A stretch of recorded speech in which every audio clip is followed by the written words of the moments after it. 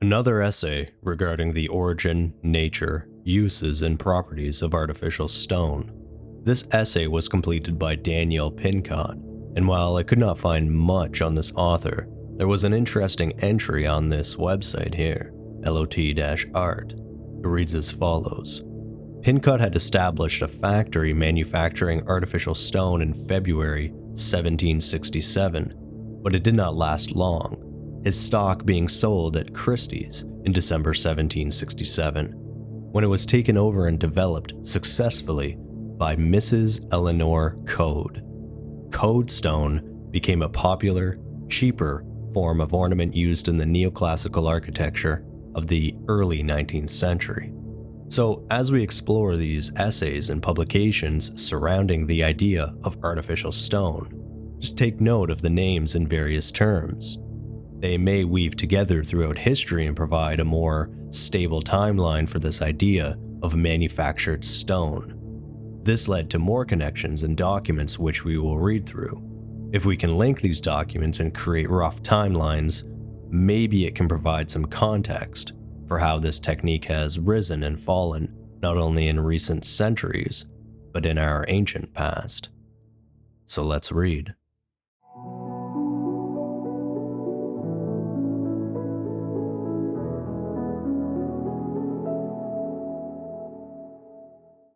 Architecture, or the art of raising regular and noble edifices and enriching them with proper ornaments, is a science that hath very much engaged the attention of great and ingenious men in every age and nation, since its first appearance in the world, and elegant buildings adorned with well-chosen sculptures are so universally admired that there is scarce a man to be found who feels not a sensible delight in beholding them. Whoever observes the strength, solidity, just proportions, fine taste in their larger sculptures, high labored finishing of the lesser ornaments, and elegance of design, still discoverable in the remains of antique buildings, will be immediately convinced that neither study, labor, nor cost were spared in accomplishing those admirable piles.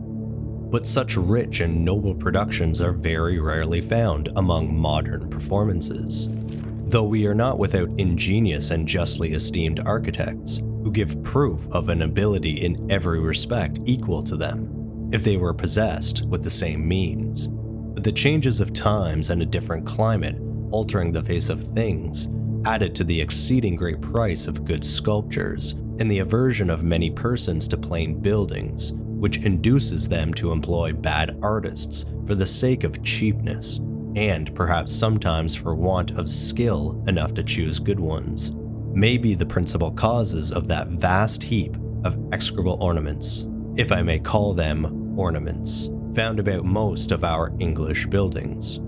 This is nowhere more notorious than in London and its environs, where there are few houses that are not more or less stuck about with carvings or something in imitation of them, performed in the most miserable taste. And what is still worse, this is not confined to private dwellings, some of our public edifices being dressed up with the same poor embellishments, to the disgrace of a people who boast of their knowledge in the polite arts.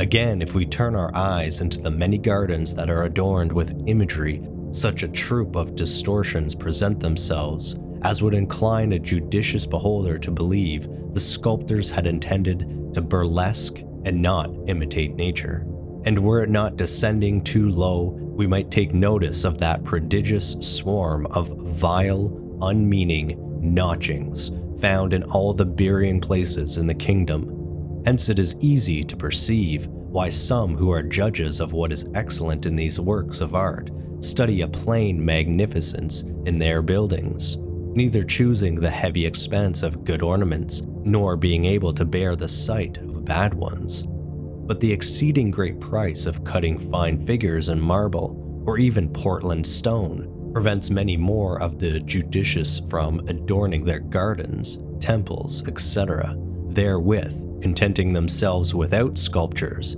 as they would be no better pleased with a dull Apollo, a limping Diana, a knock-kneed Hercules, or an impotent Mars paired with an ill-shaped Venus. Then they would be in seeing the simplicity of their plain mansions spoiled by mock ornaments, composed of awkward holes, queer zigzags, and long unnatural scratchings. But were persons of sufficient fortune willing to bear the expense of good sculptures for ornamenting the outsides of their buildings, or to decorate their gardens with fine statues, bustos, vases, etc., they are discouraged from doing it by the weather of this climate. Now, just a quick note from the last page, there was a marking that has a small footnote here before the word notchings,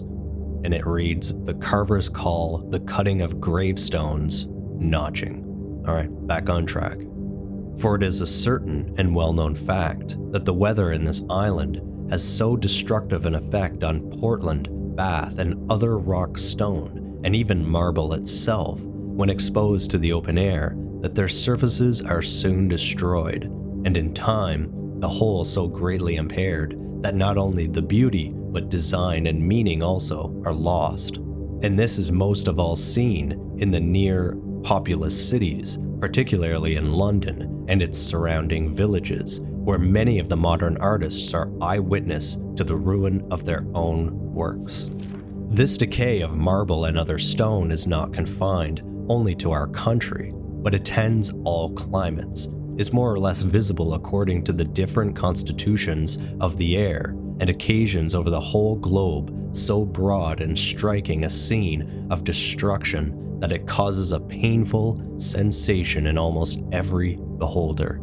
But it is most lamented by the antiquarian and the artist, the first having thereby totally lost many inscriptions, whilst others are so spoiled as to render their reading very difficult and uncertain,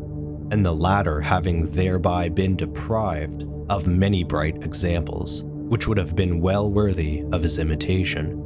From this, though but a short view of things, it follows that the producing of material which will effectually remove all foregoing inconveniences must certainly merit the attention not only of all who are concerned in buildings and other works of elegance and ornament, but of the public in general.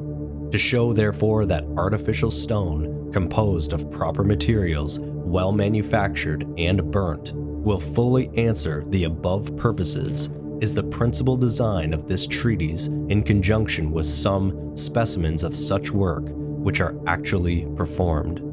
It has been the constant desire of almost every architect and lover of the fine arts for many years past that a work of this nature might be set on foot and carried on by a person sufficiently skillful in manufacturing a proper composition and having competent knowledge in architecture and other branches of the polite arts, in order to enable him to make a proper application of such material. They have wished, likewise, that the material might be cheap and durable, of such a nature as to admit the fine antique statues, bustos, vases, etc., to be conveniently cast and burnt in it, and to furnish elegant ornaments of the lesser kind at a moderate expense. This they were not only naturally led to desire, but were conceived of its practicability, by considering the strength, durability, and cheapness of well-burnt bricks, tiles, clinkers, etc., and also by observing the permanency of various productions in pottery and porcelain, but above all by seeing or having knowledge of numberless instances of what may be more properly called artificial stone, now actually existing in as full strength as when first made. In many ancient buildings in China, Egypt, Greece, Italy, Great Britain, and other places, partly from these considerations, but more fully from what will be advanced in the course of this work, it will appear that making artificial stone, either that kind which is hardened in the air only, or that which is the work of fire, is far from being a modern discovery. As to the unburnt forts, they have been several hundred years in use in several parts of Europe, but the burnt forts have been much neglected through the want of knowledge in the nature of the materials and the manner of molding them, for notwithstanding the pretensions of some who would be thought the inventors thereof, it appears from their productions that the several adventurers in this branch of business for above 40 years past have only little varied in some of their materials and manner of treating them. Hence, as in several manufactures of porcelain and glass, some have made it better and others worse. This difference in the goodness of a material, whose thorough burning and strength are such important requisites, added to my having experienced how little is known of the nature of these burnt bodies by far the greater part of the public, seem to render it quite necessary, at the opening of a new manufactory, to write something on so unknown a subject. For when, about 3 years ago, I exhibited some performance of this sort at the new auction room, now the Royal Academy, in Pall Mall, I observed that the greatest and almost the only encouragers of this work were persons who had some understanding in the nature of these burnt bodies, and consequently stood in no need of any arguments of mine to prove its strength or durability. But I found that a much greater number, under whose consideration these things had never happened to fall, could not easily be persuaded of any superior excellence in this over-natural stone, when their reason and senses had no other evidence than the reasoning or rather assertions of the maker. For this reason it is that, besides a general account of the origin and progress of this art, I shall attempt to explain the nature and properties of artificial stone in such a manner that any who will take the trouble to examine the subject may find sufficient evidence from their own understanding. Yet I am aware that, notwithstanding all that can be said or done, there are some persons so obstinately adverse to the introduction of whatever they imagine has but the air of novelty that they will be both blind and deaf to the plainest demonstration. There are also others of the trading sort so extremely avaricious that they will spare no pains, even at the expense of truth, to overturn any work, though ever so excellent in itself or beneficial to the public, if they but apprehend the least future loss to themselves. These have already begun their outcry, and have prejudiced some few, who have not yet had an opportunity of undeceiving themselves. But as every work must stand or fall according to its real merit, the public will not for any length of time be deceived by false representations. It is therefore to the public I appeal, before whose tribunal every artist must bring his works, and leave them to determine how far they are meritorious. Section 1. Artificial stone is a name which hath frequently been given to several compositions, on account of their answering the purposes of natural rock stone. These, though many, as being different from each other, according to their various constituent parts and manner of making, may be yet reduced to two, unburnt and burnt. Though the last of these is the principal subject of this book, I shall take some notes of the former when I come to speak of the nature and properties of the materials, but the subject immediately before us is the first discovery of burnt earths, or rather, the art of burning earths to stone, and what those earths before burning really are, as to their component parts and first formation. Here the following method may be the shortest. I shall lay it down as a proposition that the discovery of burning earth till it become a stone was an easy one, and in proof of my proposition, I shall introduce some observations concerning the original formation of clays and what they consist of, together with their known properties and appearances. Herein I shall be the more particular, as it will make an opening to what will be advanced in the third section, which, with this, will form an essay towards a general knowledge of burnt clays or artificial stone, under which name, in this and the next section, is included all burnt earths in general, bricks and tiles of all forts, and all the various productions in pottery and porcelain, as being all of one and the same nature, differing only in appearances, according to their several degrees of fineness or purity, and taking a variety of names as applied in diverse forms to various purposes. Before we proceed to our leading proposition, it may be proper to mention some well-known facts as a basis to found our reasoning upon when speaking of things that are not so well known. First, it is well known to potters, porcelain and glass makers, chemists, and many others that the hardest stones, sands of all kinds, and many other natural bodies, when mixed with proper fluxes, may be vitrified or converted into real glass by the heat of a proper furnace. Secondly, several metals and other minerals and fossils, alkaline and other salts, are proper vitrifying fluxes, and all these differ one from another in power or efficacy, when so applied as much as they do in their outward appearances. Thirdly, it is as well known that all natural clays contain in themselves the principles requisite to vitrification, and that in as great a variety of powers, properties, and proportions as there are sorts of known clays in the world, since scarce two of them are found to acquire the same degree of strength and the same degree of heat, and yet most of them, when exposed to a pitch of heat suitable to itself, become a hard, stony, or half vitrified substance. Fourthly,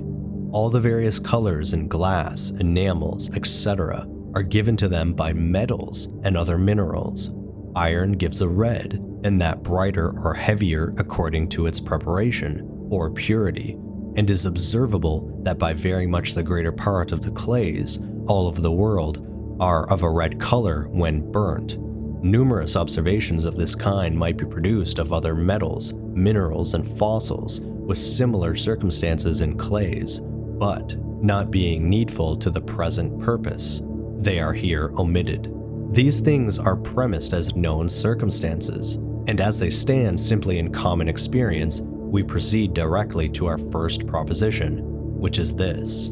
that clay, by burning, would be converted into a hard, stony, indissoluble substance, was a discovery so early and natural that the first man who built an altar and sacrificed thereon could not possibly miss it, it being a sure attendant on such a transaction. Should the following observations on the first altars and the original formation of clays prove the foregoing proposition to be true, the origin and the first use of stone of burnt earths will be immediately and certainly known, and though this knowledge may be of but little or no importance in itself, yet it may serve as an introduction to some things that are both useful and entertaining.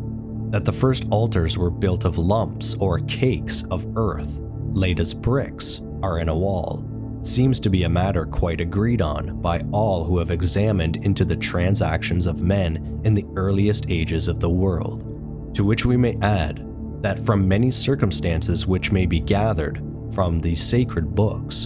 and some other accounts, it appears that those earthen altars were much larger than what were in after times made of stone, and also that a considerable quantity of wood must have been consumed in sacrificing. This, therefore, being the case, it necessarily follows that there must have been sufficient degree of heat to stonify that part of the altar immediately under the fire, provided the earth of which it was built was the same which we now call clay, which brings us to the next inquiry, which is how earths or clays were at first formed, and what they really are or consist of. According to the best philosophers, so far as hath come to my knowledge, this earth, with regard to second causes, at first took not only its general form, but also the particular disposition of its interior part, by the ministry of water, assisted by the universal power of gravity.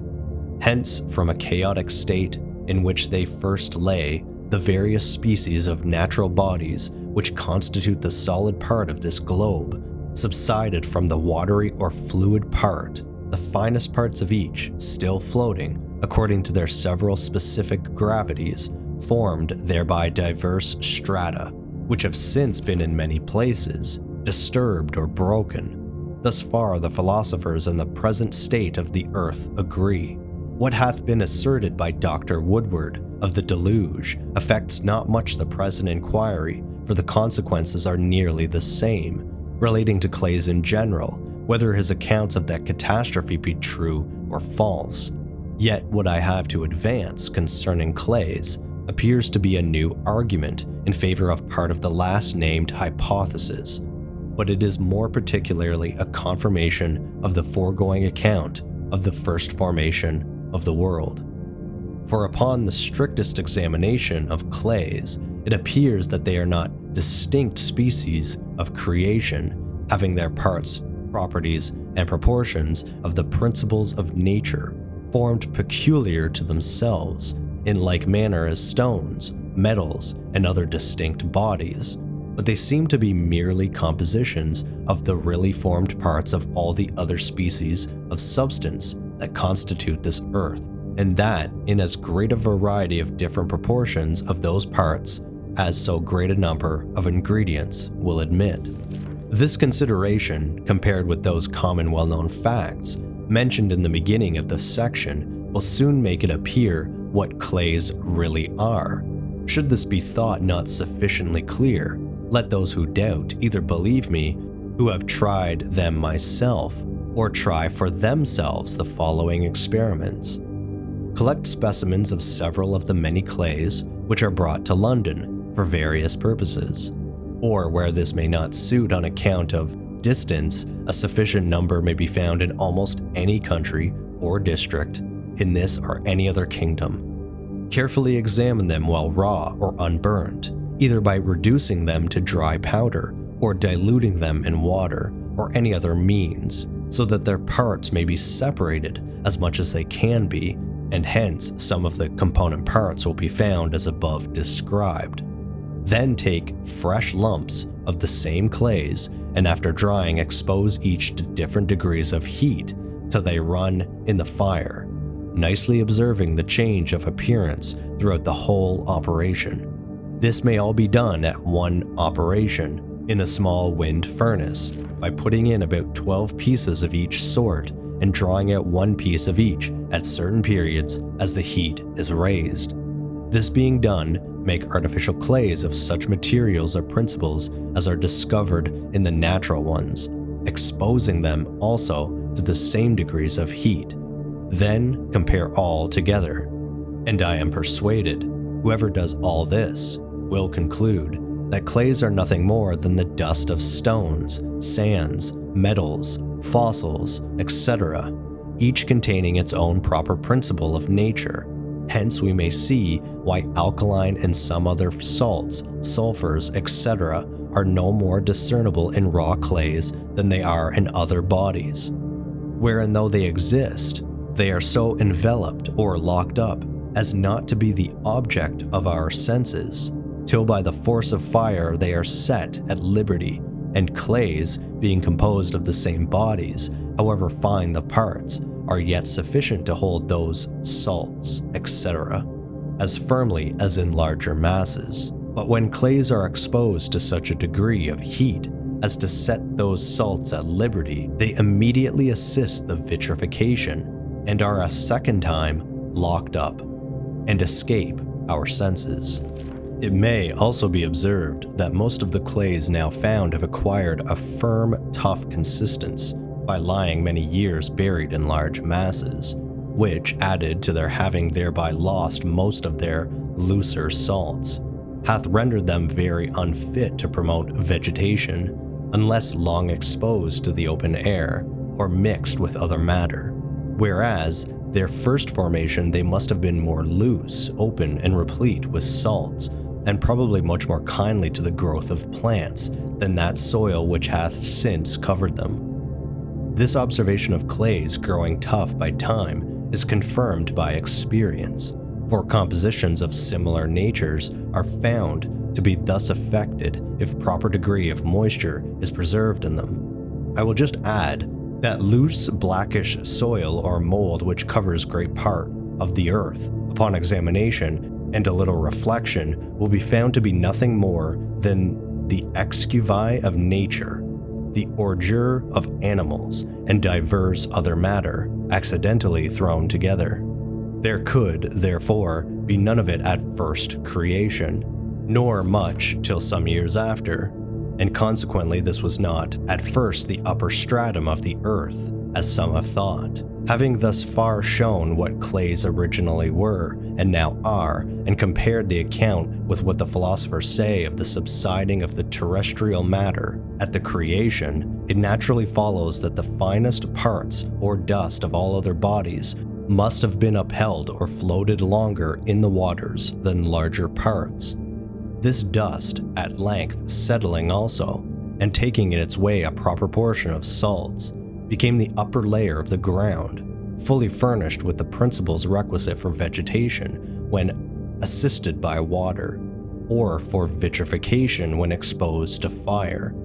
Whoever will compare what is contained in several books which treat of making glass, enamels, porcelain, etc., and which describe chemical processes on the minerals and fossils, with what hath been advanced above, concerning the original formation and constituent parts of clays, will not only find a confirmation of what has been said, but may make other discoveries both useful and entertaining, as well as save himself the trouble of trying those experiments mentioned a page or two past. As a conclusion of this part, we may observe that according to philosophers, antiquaries, and the foregoing description of earth or clay, our first proposition seems to be true in all points, as the first sacrificers must have discovered some parts of their altars converted into firm stones.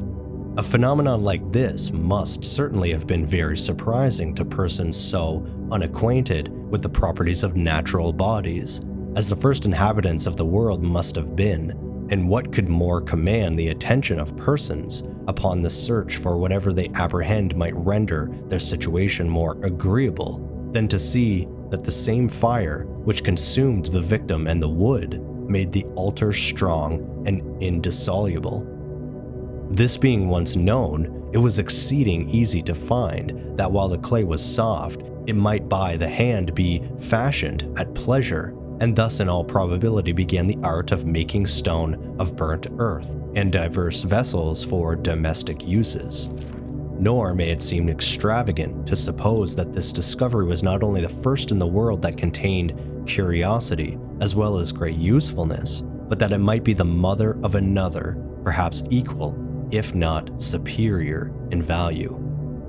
For a desire of more knowledge in those first inhabitants being awakened by the former discovery, they might, by observing a variety in the matter of the earth, be naturally led to search deeper, and when they fell on a vein of metalliferous earth, some of which was either accidentally or designedly for some purpose or other put in the fire, the metal would soon become a fresh object of their attention. But though this discovery may seem as easily made as the former, yet its application to various purposes was much more difficult and must have required a considerable length of time and experience to bring about in any tolerable degree of perfection. Yet we are assured that it was in practice in the days of Adam. This is also a farther confirmation of the antiquity of the former discovery.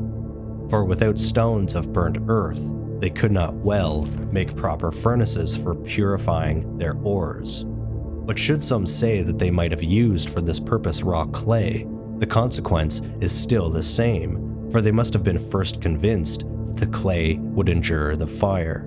Nor is it easy to conceive how they could fail in producing glass, though in a very limited manner, for in the course of their operations by fire, either in burning clays or smelting ores, bright drops of glass must frequently be found, which they might break from the parts to which they stuck,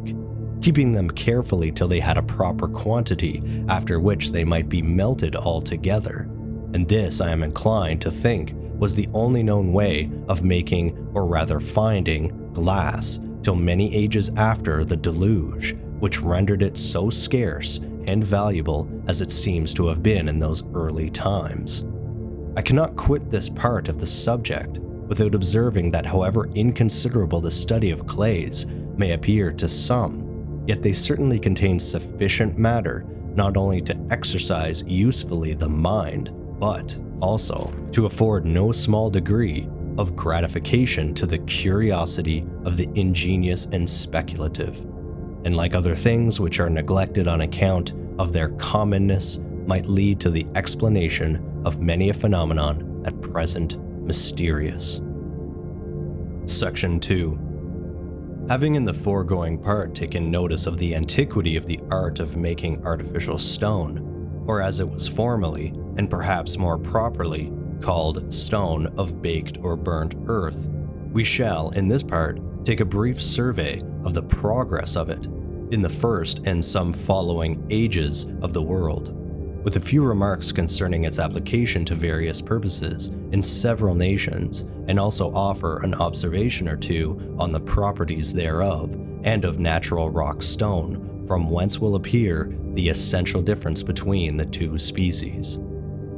Whether any of the cities or other buildings before the flood were of burnt earth or brick is not certainly known, yet the affirmative appears by much the more probable supposition. For, allowing what hath been advanced in the former part to have any truth on its side, it follows that the sufficiency of the material for such purposes must have been known. Again, the building of altars might suggest a plain opening to the art of raising walls, and some well-known and very early transactions of the post-diluvians nearly confirm the matter. The readiness which men discovered almost directly after the flood for building a city and a tower with stones of baked earth, and their knowing so well the necessity of burning them thoroughly, plainly indicated either their having experience herein themselves, or their being taught by some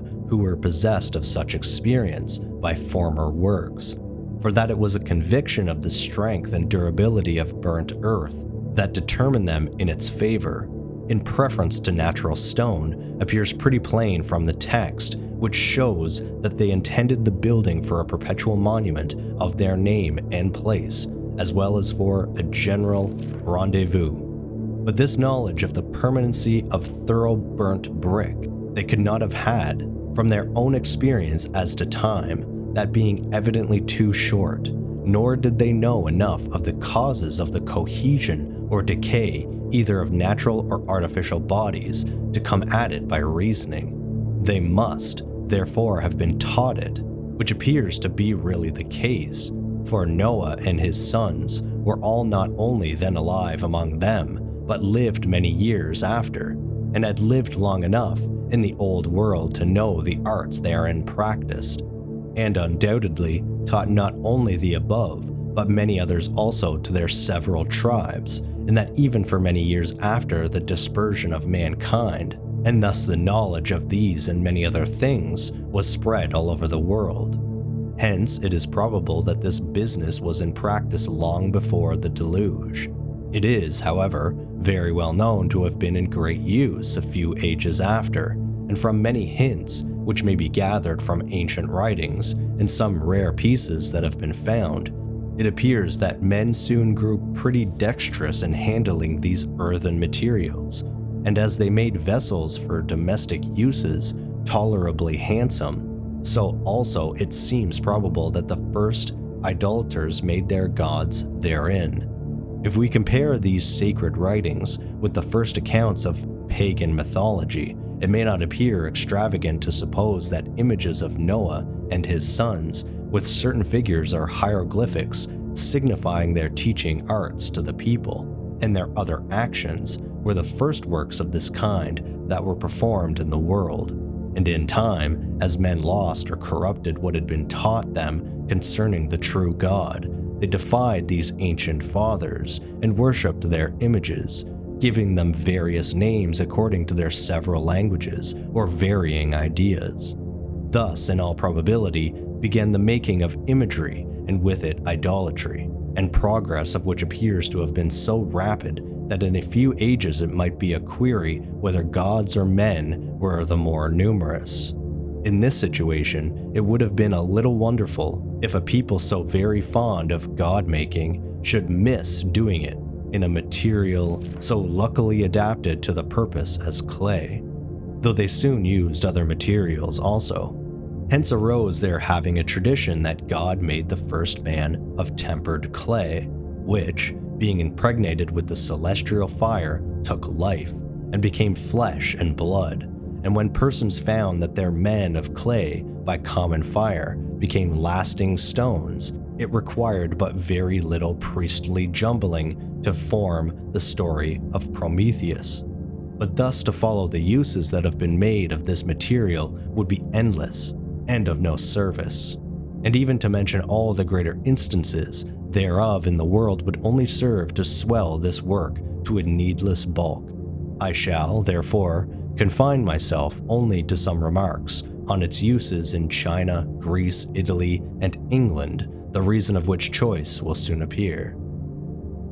Whoever hath traveled into China, or read their history, must know how much the Chinese boast of the great antiquity and perfection of this art in their empire, and of their being the first discoverers of it, particularly of that justly esteemed ware which they formerly called the precious jewel. And it is true that till of late they have borne away the prize from all other nations as to the fineness of the material itself. But were their oldest records better understood, or their later historians more faithful, their claim to being the original inventors would have no better foundation than such claim would have it made by any other nation, as to burning earths in general. For the Chinese are most probably the offspring of Abraham by his concubines, which I could prove were it worth the pains.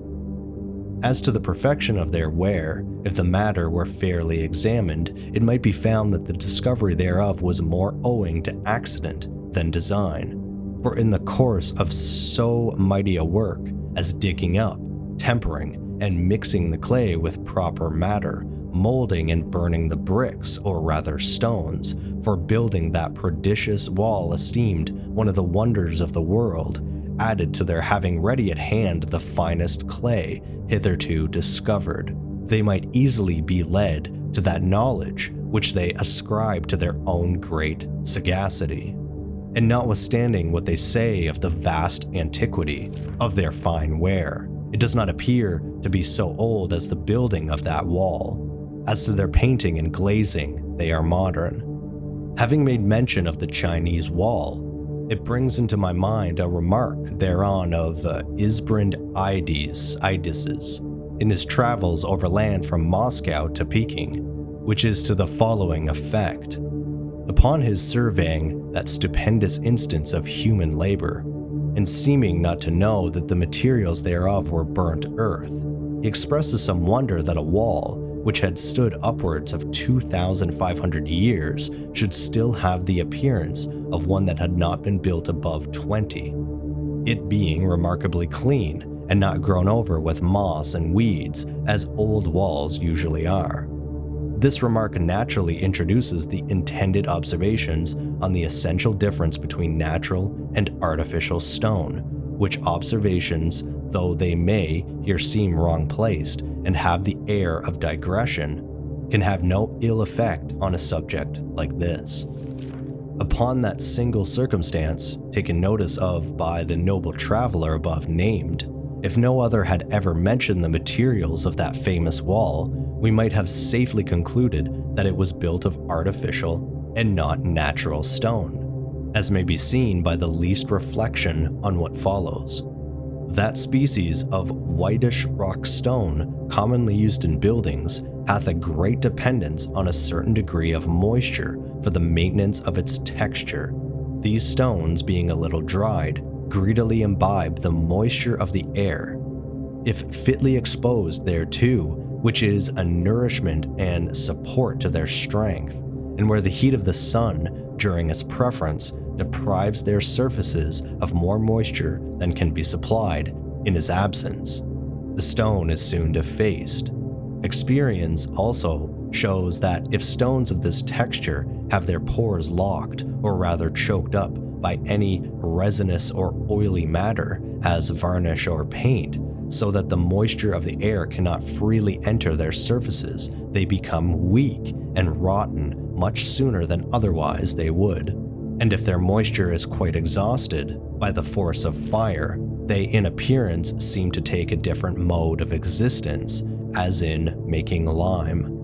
The pores of stones being in a continued connection throughout their whole substances, and their communication with the earth not being intercepted, they will receive fresh moisture therefrom, which, added to what they receive from the air, may be the reason why stone buildings are more decayed at the top than at the bottom, and why they are never found to perish from their centers outward. Hence, also, they have fresh supplies of the principles requisite for vegetation, and their moisture being sufficient for the nourishment of certain mosses whose roots find proper room to extend their fibers in the deep pores of the stone. These mosses form lodgements for dust mixed with seeds of other plants, which, growing and annually dying, leave fresh seeds and matter. Thus, at length, so great an increase ensues as to cover the whole building if totally neglected, and hence the lower ruins of buildings are preserved many ages after their tops are gone to dust. This vegetable clothing on stone is constantly seen, except the aspect or general situation is unfavorable, and then a worse consequence takes place. For where these vegetables are denied growth, the stone is destroyed, it being observable that where stones are covered with mosses, etc., their surfaces are preserved, and, on the contrary, where the one cannot grow, the other is continually wasting. So here we have another point of note, it reading as follows. There are many other observations on situations, matter in the air contradictory on the nature of stone, accidents in its first formation, ill management in workmen, etc., omitted for want of room. And that's the end of that reference. We continue on. Which confirms our leading proposition that rock stones have a dependence on a certain degree of moisture for the maintenance of their texture. We now return again to artificial stone, where, though the outward appearance is nearly the same, the internal properties are totally different and far superior to all the common forts of rock stone, provided the artificial be made of the best materials and properly burnt, as that of the Chinese wall must have been, according to the foregoing remark. The difference between the former and this arises from its cohesion being an indissoluble bond, which is not the case in any known natural bodies. Its pores are few, irregular, and have little or no communication with each other. It receives neither benefit or injury from the air, the earth, or their moisture. Whether its small, unconnected pores are by any means choked up or left open, it matters not, yet it holds on its surface paint or varnish more firmly than any other substance I know of. It neither has any inherent moisture, nor upon a foreign supply will it retain a sufficiency thereof long enough to support the growth of any known vegetable, except it be laid in a situation constantly moist. But as these properties in this material will be more fully treated of in another place, they are here but just mentioned in the form of mere assertions, only to show the essential difference between the two species of stone, in that of Isbrand-Ides had been conversant in things of this nature, he would not have wondered at the permanency and cleanness of that wondrous wall. But besides this wall, there are, according to the testimony of some travelers, many buildings in China, the greater part of which are of the same materials, although the country abounds in marble, and perhaps the Chinese may have reason to wish that their forefathers had used more marble and less of their fine clay. The next subject that should present itself to our view is the uses that were made of burnt earths by the ancient Greeks and Romans. But as these, as well as other works of those renowned artists, have already been the subject of treaties by several antiquaries, and as many specimens thereof are to be found in the cabinets of the curious, a particular description is here passed over, and instead thereof some observations are offered by way of comparison between those excellent artists above named and the Chinese with regard to their differing earths.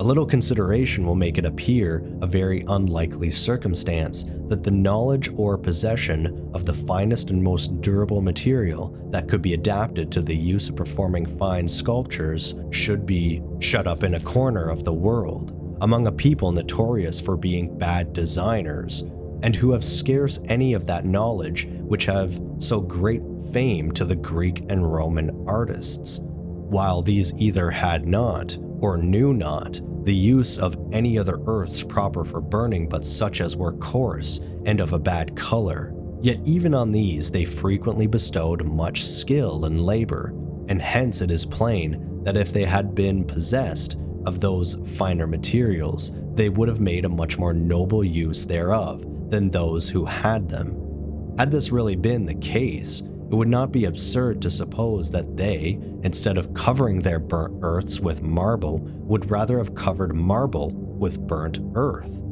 However, from what is now seen of their works, it is evident they would have made many fine statues and other curious sculptures therein, the remains of which would now have been more valuable than those of marble. The next review is of what hath been done of this kind in England, and here but little can be said, except it be to expose or reprove the dullness of my countrymen, the cafe here being quite different from both the foregoing. For the Chinese have both fine marbles and fine clays, the Greeks and Romans have fine marbles, and as far as is discovered, but homely clays, but the English have fine clays, and but homely stones. They are, therefore, the more interested in the business of this nature, and yet they have most neglected it.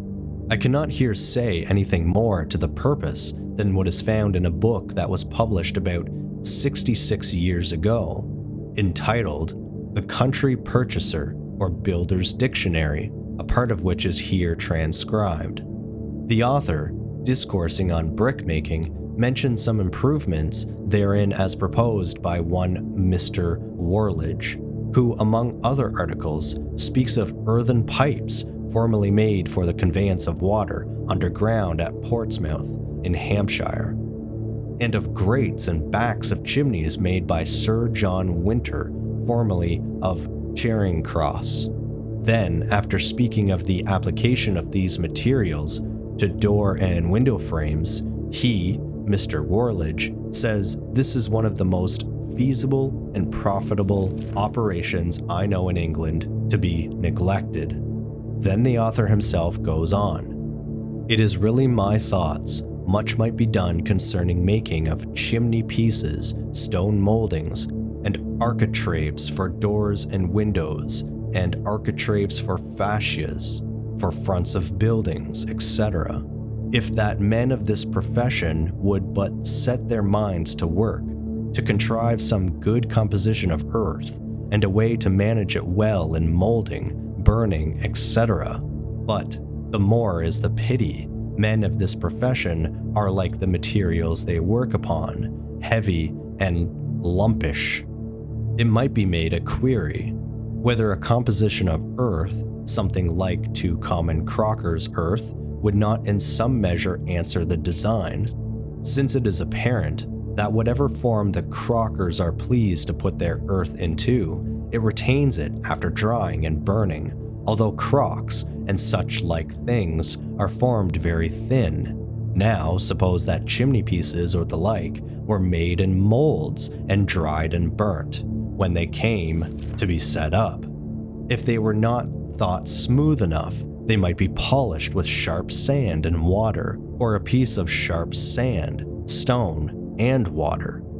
Or were there but care taken of such things as these, which are for ornaments as well as use, when they are half dry or more in the air, then let them be polished over with an instrument for the purpose, either of copper or iron, or some hard body, and then leave them till they dry enough to burn. 'Tis my thoughts, such would not want much polishing afterwards. And let me further add, I am very apt to think that ingenious men of this profession might make very handsome and beautiful chimney pieces, stone moldings for doors, etc., fit for noblemen's houses, and all others that would be at the charge. What I would here propose is by way of glazing, as potters do their fine earthenware, either white or any other color, or it might be veined in imitation of marble, or be painted and annealed with figures of various colors, or some history, perspective, or the like, which would be much cheaper, if not also as durable, and every white as beautiful as marble itself. And had I time and room in this small treatise, I could here have added the methods of glazing and painting of various colors, to have encouraged the lovers of such arts to set their heads at work at it, so that I am inclined to think we rather want art, or ingenuity and industry, than materials to satisfy our greatest curiosity in building. 'Tis not the baseness of our English materials, but want of skill and diligence in managing them, that makes our English buildings in the least measure inferior to any foreign ones. I well remember an instance of this nature, which was an observation of an English ambassador, which was this: that we ought not to be discouraged with our ignoble materials for building, which we use in England, in comparison of the marbles of Asia and Numidia. For faith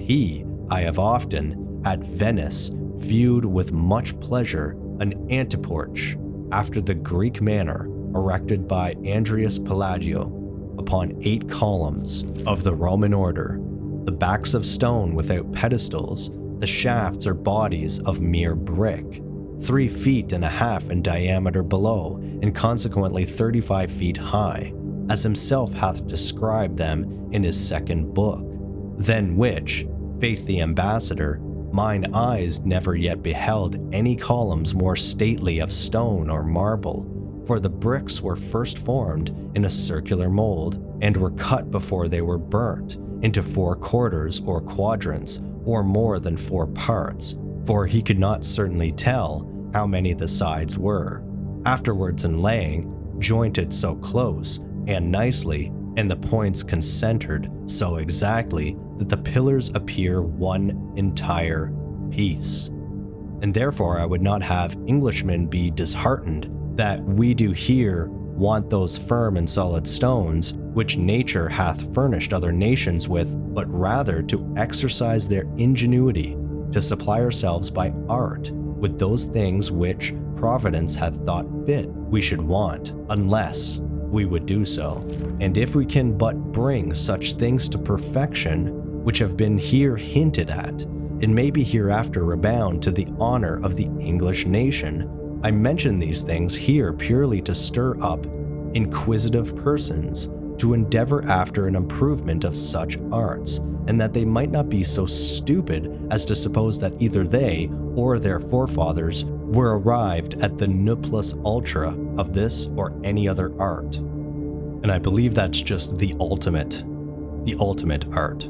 And to persuade them, if possible, to throw off that slothful and dangerous principle of resting contented with being possessed of the same degree of knowledge which our predecessors had before us, and of thinking that they have skill enough because the barbarous part of the world doth not participate so much as they.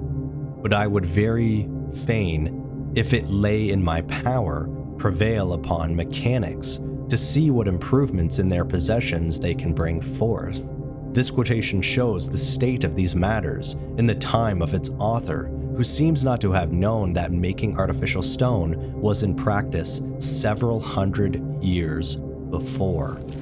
For it appears that there are few, if any, of our cathedral churches from 500 to 700 years standing, but what of some parts made in these materials, either of the burnt or unburnt species, but, if I mistake not, they are mostly of the latter, or that sort which hardens in the air only. But herein, if I am not greatly mistaken, the English fall infinitely short of the skill of the ancient Egyptians. For I have long suspected that porphyry, granite, and other hard marbles, no quarries of which can be found, are compositions. I could support this supposition by experiments, the account of which must, at present, be omitted. During the reigns of the two last Henrys, the burnt kind seems to have been pretty much in use, several instances of which might be produced, but one may be sufficient. In taking down an old gate, which lately stood near Whitehall, there were found bustos, or maybe just busts, of 8 Roman emperors, in as many niches, all of burnt earth, and not in the least decayed by the weather. They are now in the custody of Thomas Sandby, architect at Windsor Great Park. It is observable that in the times of the above performances, very little was known of molds proper to deliver these kinds of materials with any certainty. Most part, therefore, if not all those ancient works, must have been done by immediate modeling, which may be the principal reason why the practice thereof was discontinued, as it is pretty well known how few modelers, particularly good ones, were then in this kingdom. Nor does there appear to have been any revival of this business till about 40 years ago, when a considerable undertaking of this kind, professedly under the name of artificial stone, was set up by one Mr. Holt at Lambeth, opposite York Stairs, who also wrote a small treatise setting forth the excellence of his manufacture, which treatise is the first instance that I can remember where the name artificial stone is applied to burnt earths. For whenever this name hath occurred in other authors, it seems to mean those compositions which acquire hardness in the air only. The plan upon which the above manufacture was conducted was exactly the same as described by the author above quoted, though Mr. Holt, in his book, talks much of his secret composition and ascribes the whole to his own invention, as some others have done since. From several circumstances, it appears that this work met with tolerable encouragement for some years, till, the projector dying, the whole affair died also, but it is evident from a considerable quantity of broken pieces now in my possession that such a work could not have held many years in great esteem without improvement, had its author lived, there being neither taste in the designs nor neatness in the execution, though time has proved the materials durable in the severest trials. It is all covered on one side with an earthenware, white glaze, and some of it is poorly painted with blue ornaments, baskets of flowers, etc. Mr. Langley, the architect, also made many things of this sort, particularly some busts, said to be tolerably executed. What hath been attempted in this business by several hands for some years past is too well known to need any description, but it may be observed, in general, that whatever improvements have of late been made in these manufactures, they appear to be entirely owing to the unwearied diligence of several ingenious men who have searched this kingdom for proper materials to make porcelain, and to their endeavoring therein to equal the Chinese. I freely acknowledge that it was from some such I had those hints which rendered my experiments successful, and the public may be assured that if my present undertaking should meet with any tolerable encouragement, I will exert what abilities I have, yet farther to improve so pleasant and useful an art. There are some notices which I have met with in the course of many accidental conversations with persons who have traveled, and with whom at present I have no acquaintance. Several of them have observed that there are to be seen in the Mogul's Empire and other parts of the continent some very ancient buildings of a whitish stone, suspected to be artificial and supposed to have been built soon after the flood. I just mention this by way of inquiry, that travelers, when they meet with such objects, may endeavor to inform themselves in this matter, which is easily done. Thus, break from some part of the building a small piece, if no bigger than a nutmeg, it will do. Heat it slowly, till at length it may be put in a smart fire. Then increase the heat to a degree that would melt glass. Let it cool gently, and the discovery is made. For if the stone is burnt earth, it will not suffer injury hereby, unless perhaps it be a little more glassified. But if it is a natural rock stone, it will be a calx or limed. Any intelligence of this sort conveyed to me, I shall esteem a favor. Section 3. Having, in the foregoing part, given a general account of artificial stone, so far as relates to its origin and progress in past times, it is the business of this part to attempt such an explanation of its nature and properties as to recommend its use in future, and to prove that the strength and durability of the burnt species is superior to white marble or common rock stone. Artificial stone, as hath been before observed, is of two kinds, unburnt and burnt, and these differ as little in their outward appearances as was in the former part observed. Of the burnt artificial and natural stone, and have also the same essential differences in their natures and properties, arising from the same different causes in their cohesion, the first being the ministry of water, and the other by fire. Though the last of these is the principal subject of this work, it may not be amiss to offer some farther observations on the former, as it appears most probable that this was in great use in ancient times as the other, and is still an object worthy the attention of all who are concerned in building. As the component parts, as well as the cause of their cohesion in this species of stone, are, or at least should be, the very same with those of natural stone, its nature and properties will be the same also. That is, the materials thereof should be so chosen and prepared that upon forming the mass to its intended shape, the finest parts may take so orderly a disposition as to be firmly held in contact by the common power of gravity, in conjunction with a due degree of moisture and combining salts, which from many experiments appear to be universally the case in natural stones. This may, in some measure, be observed in the operations on common mortars, stucco, plaster of Paris, and many others, and were there due care taken to restore certain acid principles which were driven off by the fire in burning the stones for such purposes, their strength, upon being remade and dried to a proper degree in the air, would be equal and sometimes superior to what they had in their pristine state. For when stones are burnt till they become a calx or lime, the salts that remain in them are mostly of the alkaline kind, and require to be duly balanced by some suitable acid in order to render them indissoluble,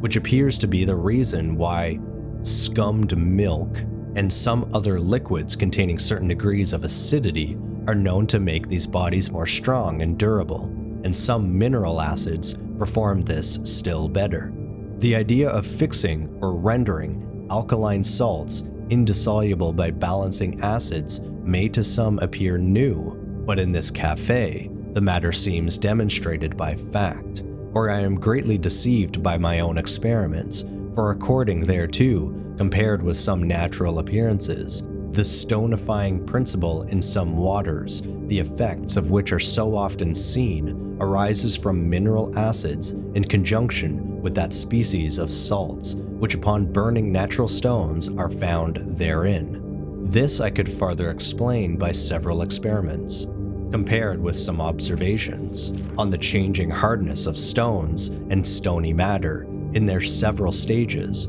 from their moistest situation in the earth or quarry to their driest state in the air. But these, with many other things of this nature, must here be omitted for want of room. There are various other methods of making artificial stone without burning, as by cementing their parts with gummus and diverse other glutinous liquids, or by oily or resinous mixtures. But the insufficiency of all these for any good purposes renders them undeserving of any further notice. Having thus run over a few particulars towards explaining what principles should be attended to in making the most perfect unburnt artificial stone, I proceed immediately to the consideration of that species whose firm texture is a partial vitrification, or which hath glass for its bond of cohesion. As I have, in a former part, given some description of clays in general, and therein showed, so far as I have discovered them,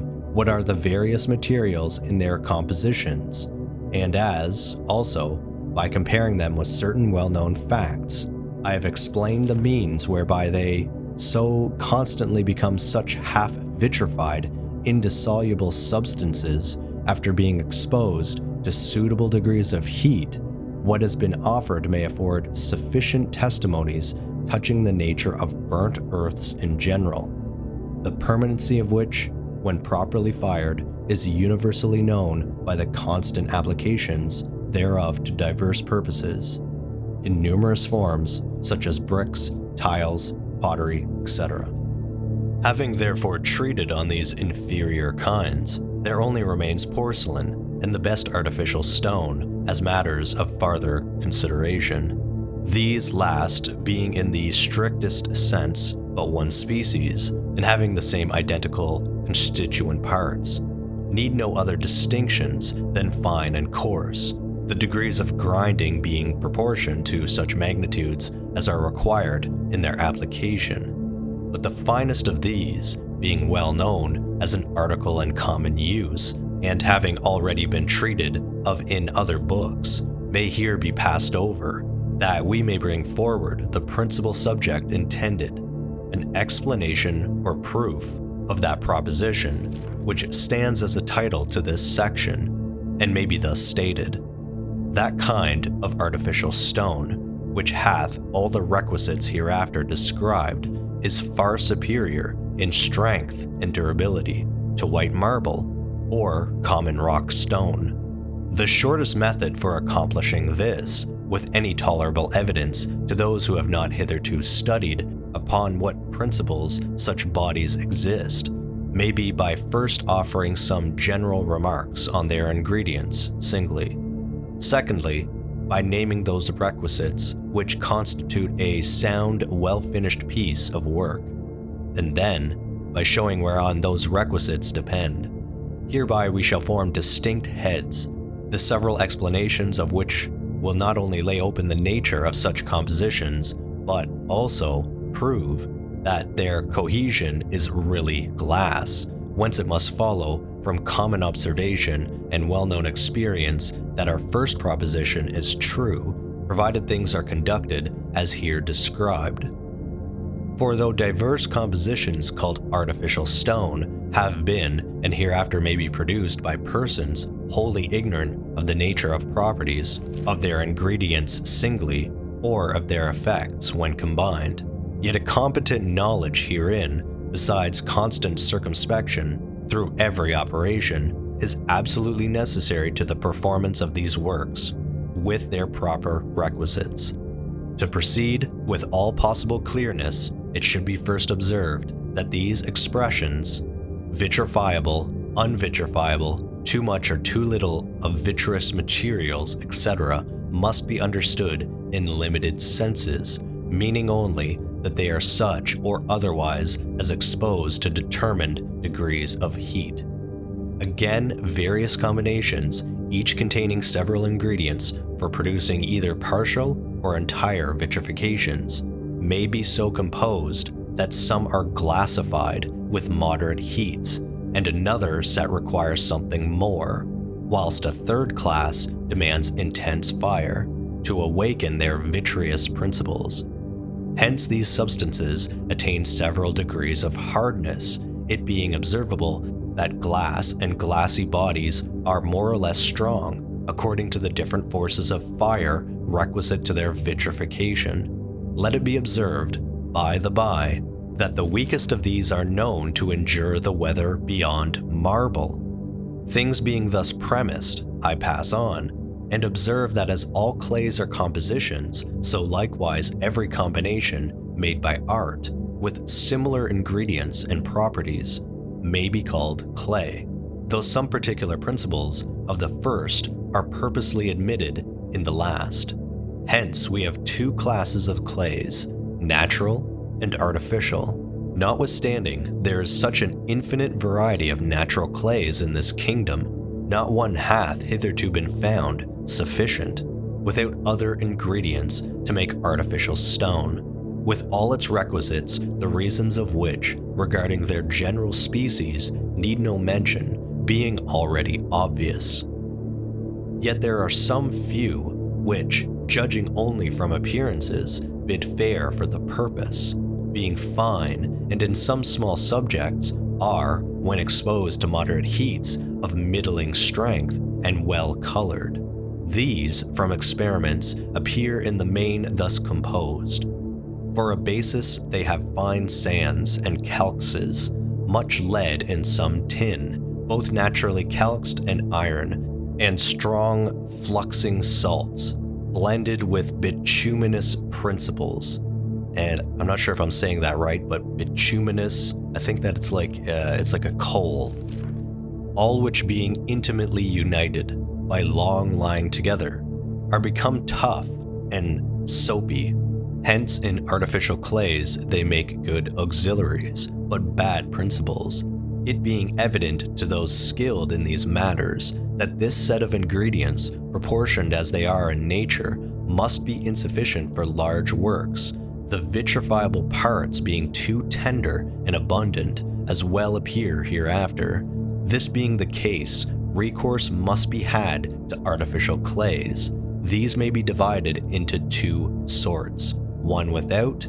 the other with, a certain portion of natural clays. The first kinds are most excellent, their component parts being only such bodies as are free, both from fluxing and coloring metals, or tinging sulfurs, or at least possessing none but what are volatile, like the blackness in flints, pebbles, etc. Another property of these ingredients is a perfect uniformity in their effects,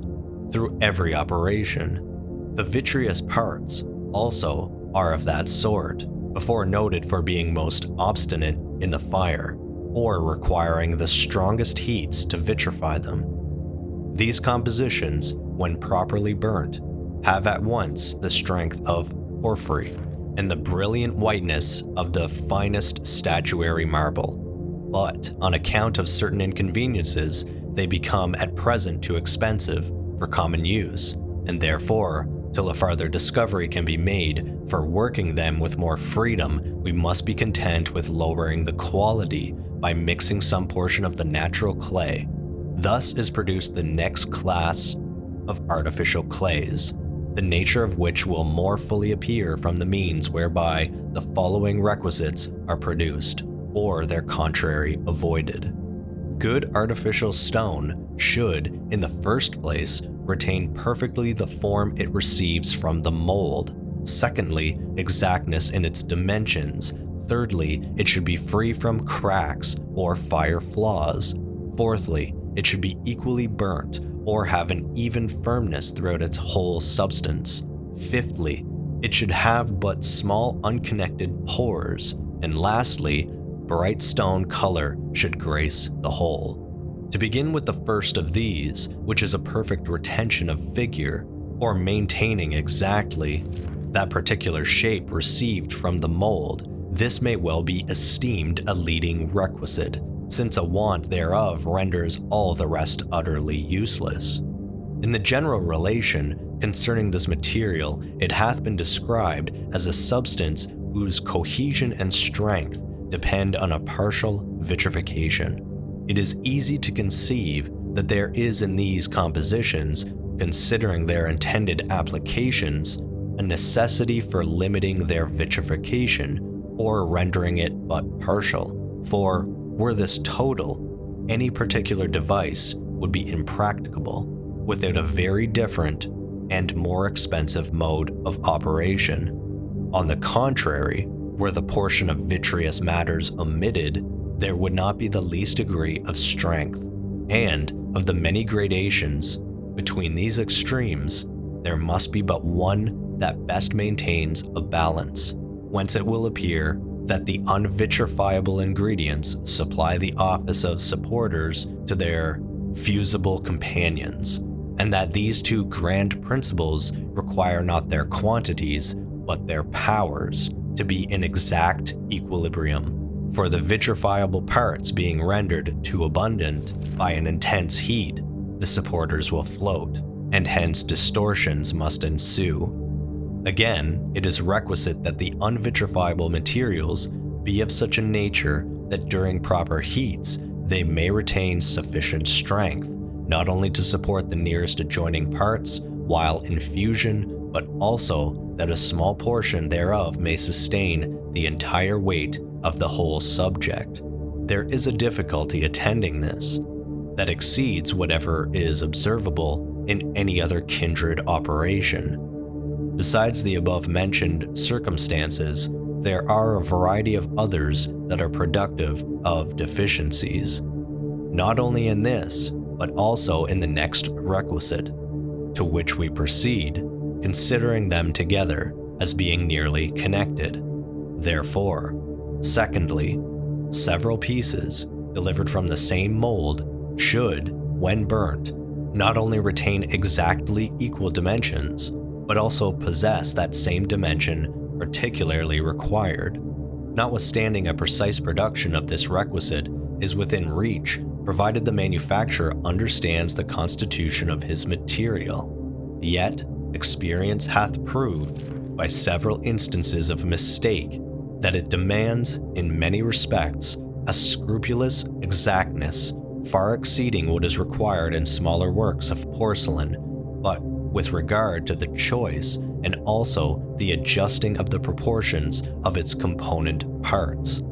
For all clayey compositions diminish in their magnitudes by drying and burning, and this diminution not only varies continually by diversity of accidents, either through inequality of moisture during molding or by irregular heats in burning, but in numberless degrees, according to the very different qualities of natural clays and the proportions thereof that are incorporated with the other ingredients. All these things require constant attention, since there are compositions that by drying and burning lessen their extent a fourth part, whilst, on the contrary, others decrease but a 30th. That which is made by myself for common purposes loses one part in 23, but even this is no longer certain. Then while the manufacturer's eyes are open for the constitutions of natural clays, not only in diverse sorts, but in several samples from the same pit,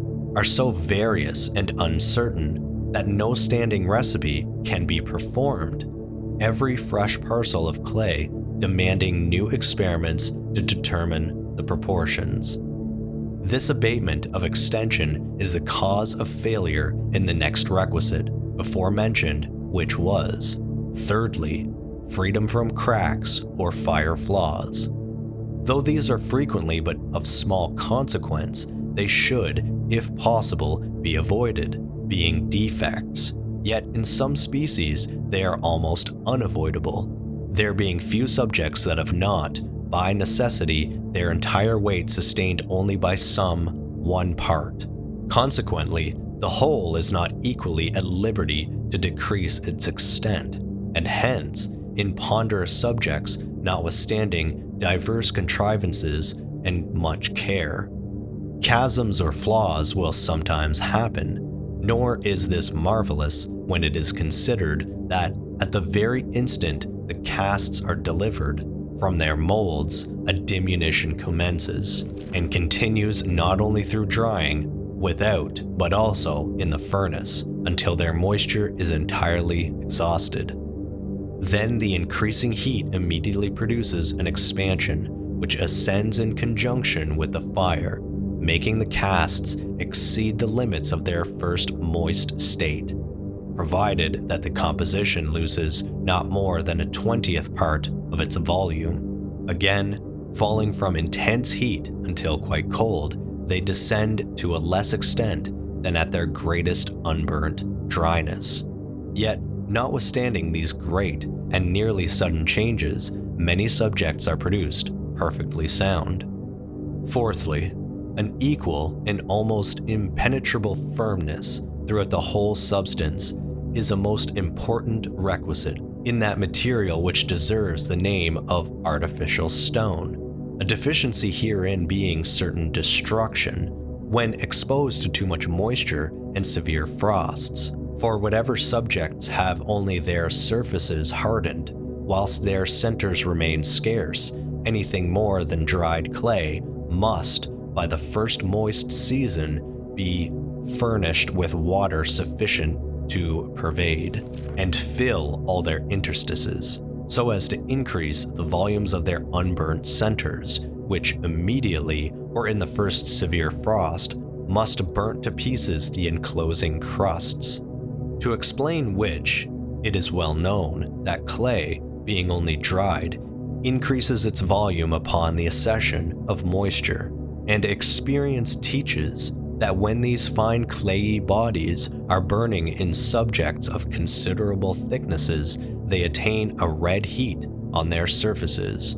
sometimes sooner than in their centers, and if their vitreous ingredients are of the tenderest clays, an external vitrification commences too soon, and, of consequence, there must be either an unequal strength, or the superstices are damaged in hardening the internal substance, or, at best, much time and fuel must be spent in burning to gain but a poor production. Therefore, to avoid these but too common errors and bring forth proper effects, the vitrifiable ingredients should be of the most obdurate clays, by which means scarce any degree of fusion will be produced, until the heat is intense. Hence the pores are kept or left open till an equal force of fire hath penetrated the whole substance, and then one pitch of heat performs, nearly all at once, the required vitrification. It must be granted that compositions thus formed are, in the fire, rather hazardous, but no buyer will complain hereof, since the danger lies altogether on the side of the manufacturer, for anything less than a due pitch of heat will leave the subjects too soft or weak, even on the surface, and therefore discoverable, whilst on the contrary, a small matter too much of fire will melt down and deface the whole. By this choice of ingredients, and by nicely adjusting their proportions, a small piece, only a quarter of an inch in thickness, demands the same degree and even durance of heat with others to the largest required magnitudes. Fifthly, the pores should be small and unconnected, thereby denying to water that free admission and passage which frequently occasions inconveniences in natural stone. The advantages arising from this requisite are easily comprehended, since it renders this material much superior, for diverse purposes, to most others in present use. The means productive hereof are described under the foregoing requisite, for that being properly effected, this follows of course.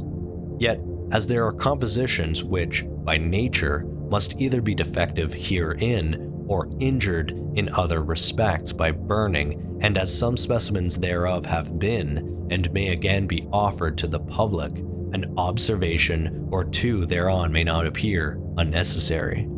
When the vitreous matters are not only of the tenderest clays, but also in too small quantities sufficiently to envelop the unvitrifiable ingredients, the cohesion must be weak, consisting only in a few points of contact, thereby leaving the pores large and continued, as in the loosest natural stone. And if some of the unvitrified parts are nearly and others wholly calxed, which is too much the case where raw sand is a large ingredient, such stone must imbibe moisture with near the greediness of common lime. Besides having or being liable to all the defects mentioned under the foregoing heads, and will, at best, be no better than ordinary earthenware.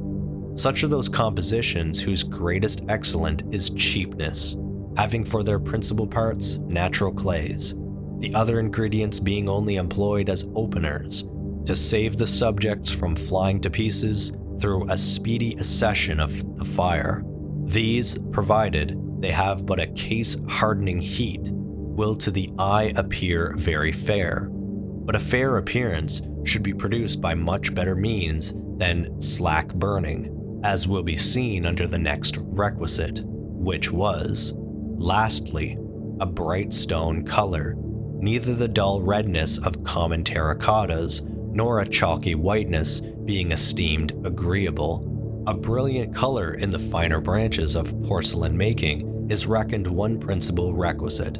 and, except glazing, is the only thing wherein the English have been excelled by the Chinese. The difficulties herein arise from our British clays, which contain two considerable portions of tinging mineral sulfurs, lead and iron. But the effects of these principles become still more obvious when exposed to that duration of intense heat requisite to burning large subjects, the two first producing a heavy yellowish opacity, and the last becoming an imperfect or foul crocus martis, and that translates roughly to saffron, or like a crimson or red. And reading on, we see that it yields a dull red color,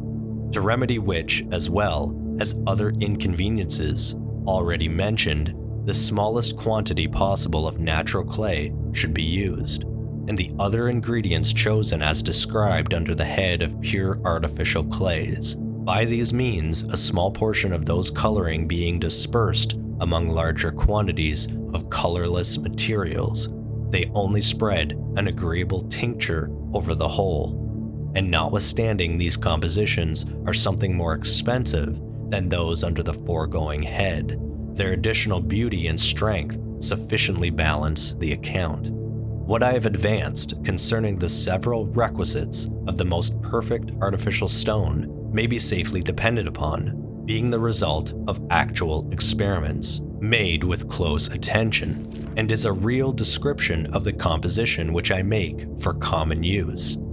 From hence it is very obvious that the principle of cohesion and strength in all and every kind of burnt earth is a partial vitrification, or in other words, that the bond which unites and holds together their parts from the coarsest brick to the finest porcelain is neither more nor less than real glass. All the various denominations of those bodies partaking of one common nature and differing only in degree of perfection. It follows too that the strength of a composition will be proportionate to its fineness or purity, provided always it be sufficiently burnt, for a due degree of heat must ever be considered as essential to strength.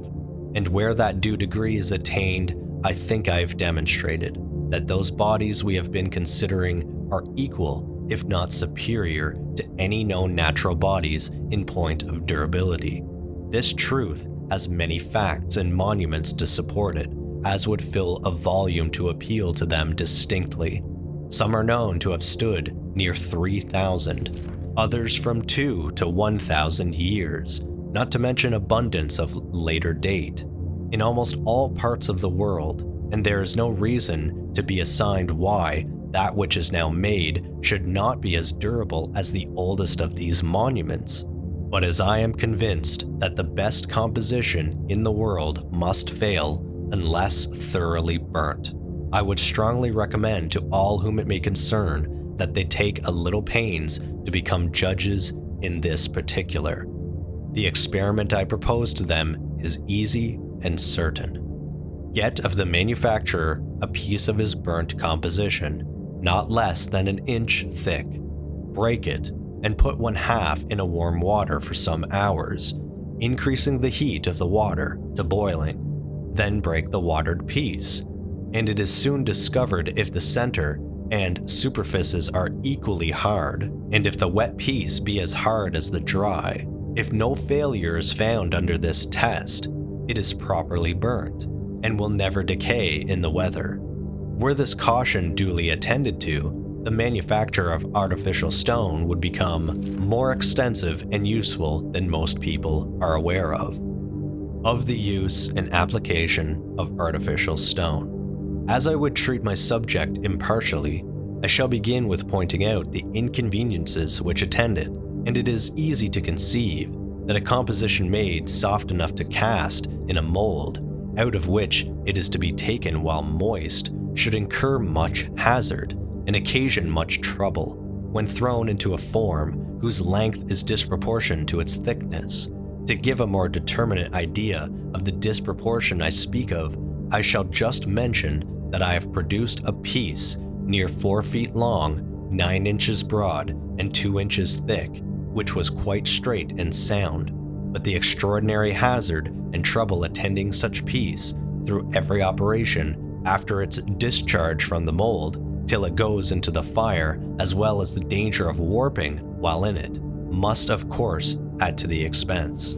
Pieces that are very large and unwieldy have also as many inconveniences, and thus far the use of artificial stone may seem to be more limited than the natural. But these disadvantages are counterbalanced by a property in the former of holding cement, with the firmness superior to the latter, and the joints may be made as fine as in any material whatsoever, so that if a subject be too long for its bulk, or too large for convenient management, it can be cut into several pieces, and so joined after burning as to appear one entire stone. Again, as those productions are cast in molds, and the price of the model and mold must fall on the casts that are made from it,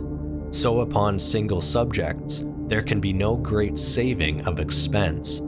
unless modeled in the composition itself, which in some cases may be done with advantage, or else, when the subject is so important that a statuary would make a perfect model in clay before he carves it in stone, then the making a mold from that clay and so producing a cast would save expense on a single subject. Once more, in plain masonry, such as plinths, fasces, and shafts of columns, Tuscan bases and capitals, and things of like workmanship, there will be little or no saving.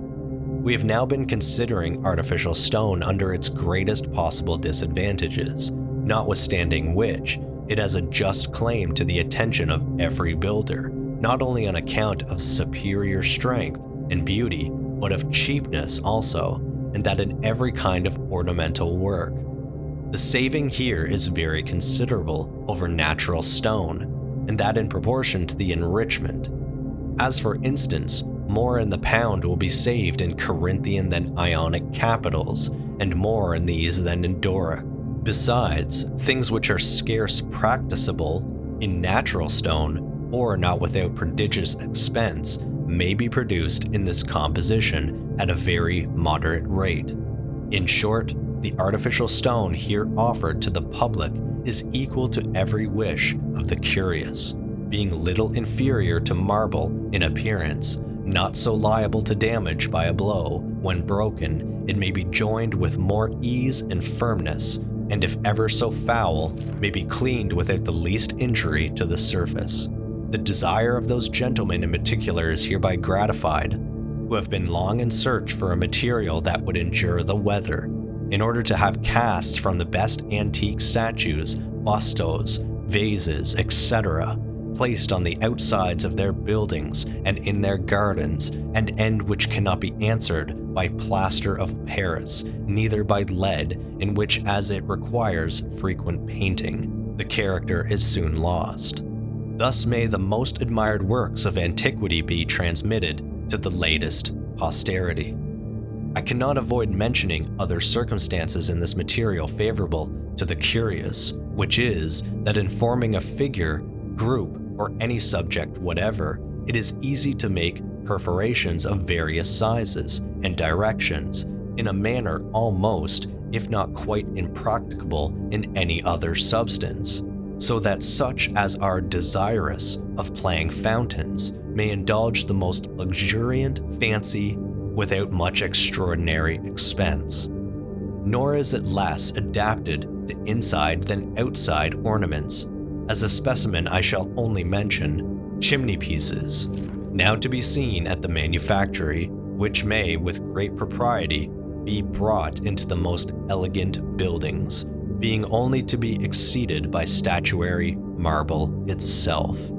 It would be endless to enumerate the subjects of curiosity and use in which the application of this material would obviate those objections which lay against the execution in other materials. The judicious observer will soon make the discovery, the manufactory being open to his inspection. And here we have our last section, just labeled Postscript. Since the foregoing work was finished and in the press, many fresh instances of disingenuity prejudicial to this manufacture have occurred, which obliges me to enlarge on a hint mentioned in the last page of the introduction. Many of the masons and some other workmen, particularly the lesser masters, for some of the greater deserve praise, notwithstanding they are conscious of superior merit in this manufacture, yet are using their utmost efforts to overturn it, and that by practices so mean that I am almost ashamed to mention them. One measure they take is by deterring modelers from working for the manufactory, telling them that they will be despised by the whole trade as forwarding a work it is their interest to suppress. Again, when their employers signify an inclination to use this material, they immediately cry out, "Oh, sir, why will you have artificial stone? Nature must certainly be better than art. It is but an imitation and a mere makeshift." So we have a quick reference with this. Just after the word makeshift, it just says this term has been used greatly. Reading on. "It is not more to your credit to have real stone than to stick up lumps of earthenware. This I have known to be the case after they have been sent by gentlemen to examine the material, and when, before my face, they have been forced by conviction against their will to acknowledge its great superiority to the best Portland. Even after all this, they have gone back to their employers and prejudiced them against it by the above false representations. Much more of this sort might be produced, but this may suffice to caution gentlemen against yielding implicity to what their workmen say. Were it worthwhile to retort, I might ask whether our forefathers called the introduction of glass in windows a makeshift, as this was artificial, and horn was natural, and I might also, with justice, call the using natural stone a makeshift, and as poor a one too, in comparison with artificial, as it would now be called to use horn for windows instead of glass. What is it but a makeshift for persons against their inclinations to alter designs and put up with an inferior order of architecture, or abate some of the standard ornaments of a superior, to save expense in carving, whilst an artificial stone there would need no such alteration in design or abatement of ornament? Certainly I'm not too bold in asserting that there is scarce in this kingdom, except the persons above mentioned, a man to be found so weak as, after due examination, to bestow carving on any kind of English rock stone whatsoever. Some persons, in order to hinder the progress of this work, have asserted that it will not endure above 7 years. I hereby call upon such persons to prove their assertions, provided they do it publicly, for I will not enter into private debates. The end.